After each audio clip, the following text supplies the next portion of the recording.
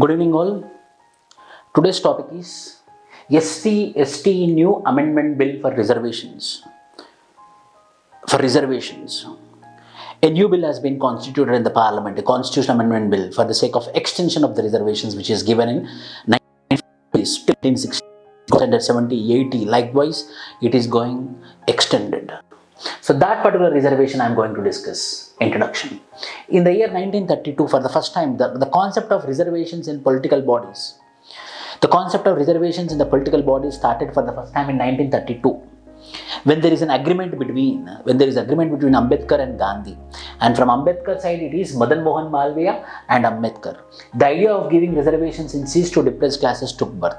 So for the first time, the reservations for the depressed classes, the scheduled caste, started from this particular 1932 agreement, which is called as Pune Pact, which is also people will be calling it as Pune Pact in 1932. That is the beginning of reservations of SCs into the political bodies.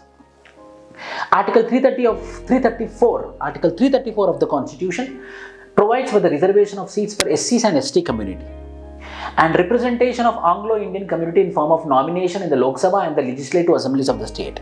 So for the first time, the reservations for SCs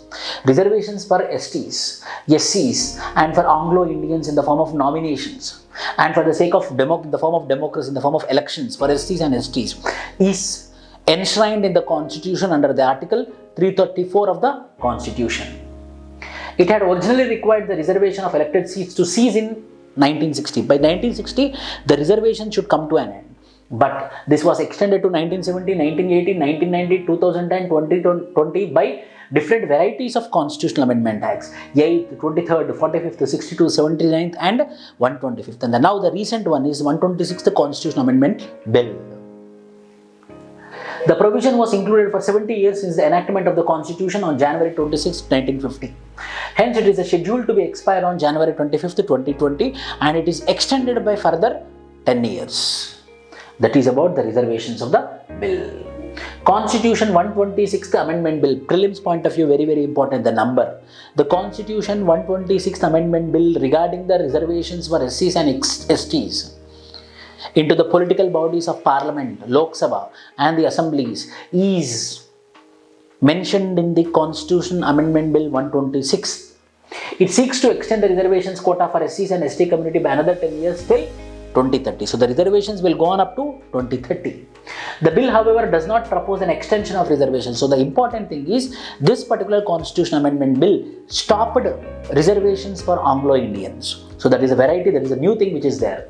The bill, however, does not propose an extension of reservation quota for the Anglo-Indians community, which is also set to expire on January 25th. So January 25th, 2020 is going to end for reservations for the Anglo-Indian community. So that's why it's very important. So why does the bill not extend reservation quota for Anglo-Indians? The number, the quantity, the number of people of Anglo-Indian community is very less. Hence, there is not insignificant to have reservation from Anglo-Indian community. At the time of independence, the population of Anglo-Indian community is very large.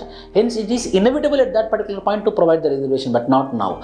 The reasoning is they are less in number, that is only 296 today. However, the government has not completely shut the possibility of granting reservations to Anglo-Indians.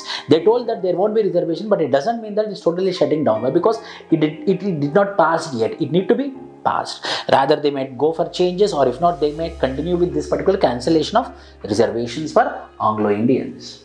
And the conclusion is, India currently has 84 MPs from SC, 47 MPs from ST community.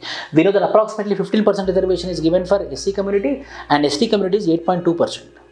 The extension of SC/ST quota is being considered significant to encourage the growth of more new political leaders from the two communities. So there is a need for providing reservations for SCs and ST communities because these are historically disadvantaged sections. These people are subjected to a lot of atrocities, exploitation. Hence, till today also, after the formation of reservations in 1950 to 2020, 70 years, till some sections of SCs, till some sections of STs are subjected to exploitation, subjected to deprivation. Hence, there is a justiciable thing to provide or to extend the reservations for another 10 years. So mains point of view, prelims point of view, 126th Constitutional Amendment Bill and Anglo-Indians are removed from the reservation from this particular 126 Constitutional Amendment Bill. Prelims point of view and mains point of view, this question is important. What are the problems faced by the SCs and STs? What are the problems? For example, SCs face some specific problems like untouchability.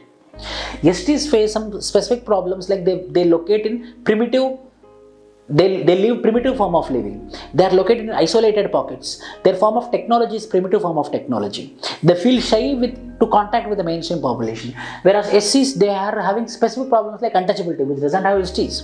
Bonded labor is very much highly significant in SC population.